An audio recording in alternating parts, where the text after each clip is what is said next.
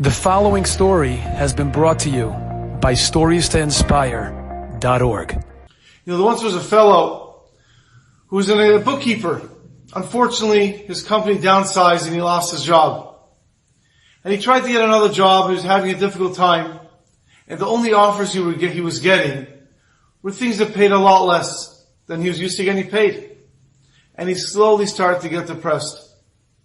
Until one day his Rav comes over to him and says, "This can't continue. You have to take the next job that comes." The person didn't want to argue with his Rav. He said, "Fine, I'll do that." Sure enough, the next job offer that he got was to be a monitor on a school bus. To ride the school bus with the little kids going to Cheder, Yiddish Kinderlech going to Cheder, to make sure they don't fight, make sure they sit down properly. As you can imagine, he's doing that job for a few days. He felt like such a loser. This is what I've come to being a monitor on a school bus. And of course the kids picked up on it and started a vicious cycle of him feeling bad about himself, the kids picking up on it, making fun of him screaming at them, and it was cycling out of control. One day the bus driver turns to the monitor after he dropped off the kids and he says, "Listen, do you mind if I speak to you for a moment, man to man?" He says, "Sure." He says, "I'm driving a bus for over 20 years. Many years ago, there was a new monitor on the bus, and he decided his job is not to open up the door.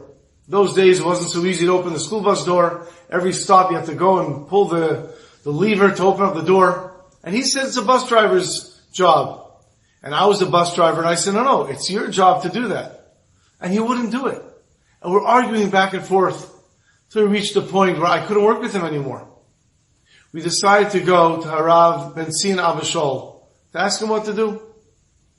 We both came to Harav Eliezer Abish, and we each said our side. I said it's his job as a monitor to open up the door.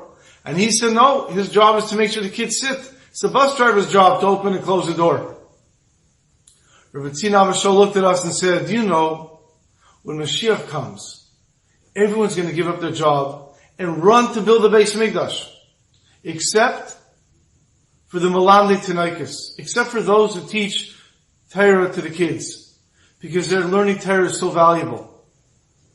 And their learning Torah is so valuable, it's even more valuable than building the Beis Mikdash, and therefore their teachers won't go.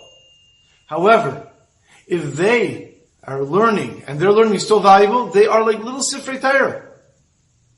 And if those children are like Sifrei Torah, opening up the doors of the school bus to allow them on, and then opening them up so they can go into Cheder, is no different than opening up the Aron Kodesh. You know what it's like in Shul, when people are bidding and willing to pay a lot of money to do psicha, to open up the Aron Kodesh. And you both have this opportunity every day, numerous times, to open up the doors to the Aron Kodesh, and you each fighting the other one should do it? I don't get it. The driver and the monitor looked at each other and they both realized how they approached this so incorrectly. And they came to an agreement how they're going to work this out. And this driver then turns to the new monitor and says, "Since then, I don't look at this little kids coming on the school bus. These are little Sifrei Torah." The person heard that, and the next day, as the kids came on the bus, he greeted them all. "Good morning, my little Sifrei Torah, good morning. Boker Tov, Sifrei Torah Shali." And his whole attitude changed. And the kids recognized that, and their attitude changed, until it became a fun time of their day to ride the bus. Because this person realized how much value these kids have, like a Sefer Torah. Enjoyed this story? Come again. Bring a friend. StoriesToInspire.org